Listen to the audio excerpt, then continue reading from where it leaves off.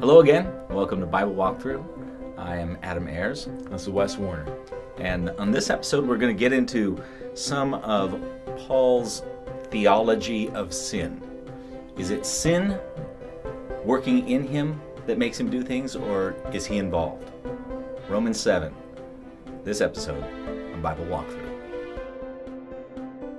So this episode's question comes from Josh Bunce, who submitted to us. If you mind, would you read that out? The question is, in Romans 7, 15 through 20, is Paul referring to himself or collective Israel or question mark?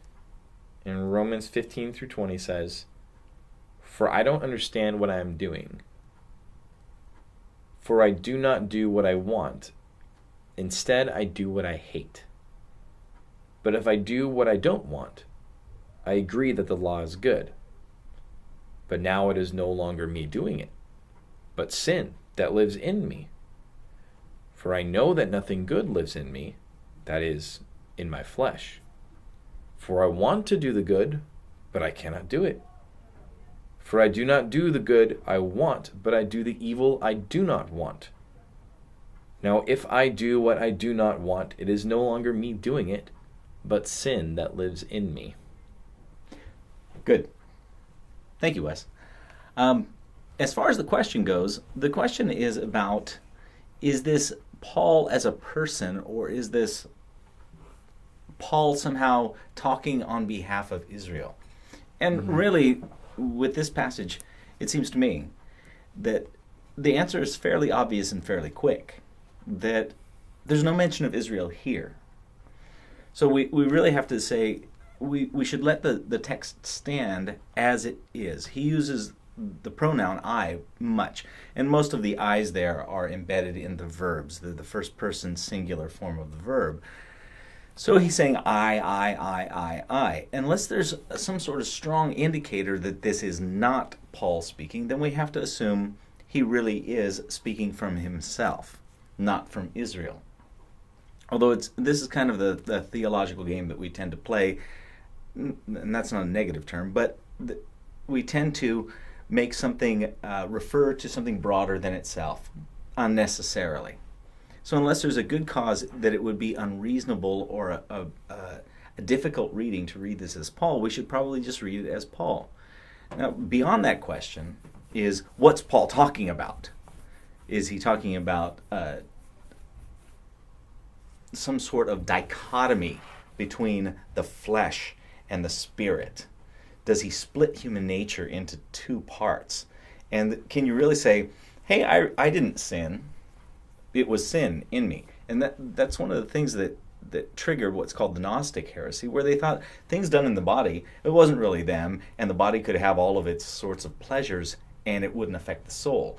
And it doesn't, Christian theology does not embrace the idea that human beings can be truly split, dichotomized between their soul and their spirit, or their flesh and their spirit. That splits you up, you know what I mean? It's kind of schizophrenic. Mm-hmm. So what's Paul talking about here? Do you get any impression about what he's talking? To me, it just sounds like he's, woe is me, things are so bad and I'm full of sin and I can't get away from it.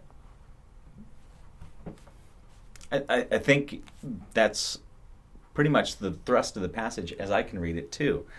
I think it's important not to read this too closely. We can do violence to a text by examining it too rigorously, too closely. If you were to do that with someone's everyday speech, Wow. right? Yeah. Think how troublesome that would be for communication. Mm-hmm. If we held everybody to the slightest nuance of their words, rather than listening for the thrust of it. And this is where a missiological hermeneutic is really important, because it looks at what is the larger purpose for what's being said, not getting involved in the vagaries or paradoxes of the grammar and syntax, although it takes grammar and syntax into account. If we look at Romans 7, in the progression of the epistle to the Romans, we find that in Romans 6, he makes this point: whoever you submit yourselves to obey, that's whose servant you are. Submit yourselves to God or submit yourself to sin, that's who you're going to serve. And if you submit to the one, you're going to have death. And if you submit to the other one, you're going to have life, right? But the trouble that comes with making that statement, whoever you submit yourself to, that's whose servant you are, is it puts this tremendous burden on each person to make the right choice. And he follows that up in Romans 7 by saying, I understand that there's a conflict here, that you can't always make the right choice. And sometimes your head goes one way and your heart goes another way. And sometimes it feels like, but I made that choice, why am I still sinning?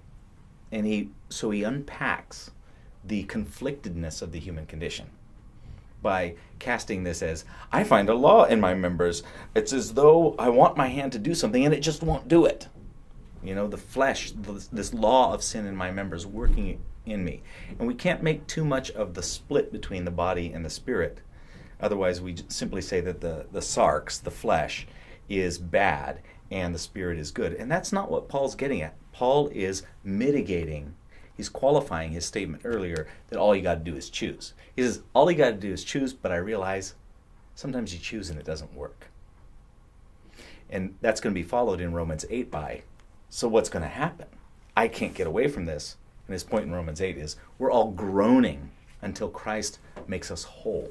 And we can be truly spiritual and redeemed in our choices and in our experience. And no longer experience that conflict that makes us crazy. That's what I see working in the passage. So the key is to take this as rhetorical, part of his development of his overall thought in the epistle, not just these particular movements of sentences. You can't excise these and take them out of the passage. That makes sense. So, what you said in 3 sentences, I can reduce down to at least 5 minutes. Beautiful. Josh, we hope that helps you with your question. Try not to think of this as Israel. Think of this as you and me and Wes and all those out there watching Bible Walkthrough. Thank you for tuning in to us, and we will see you next text and next time on Bible Walkthrough. I'm Adam Ayers. Wes Warner. Catch you next time.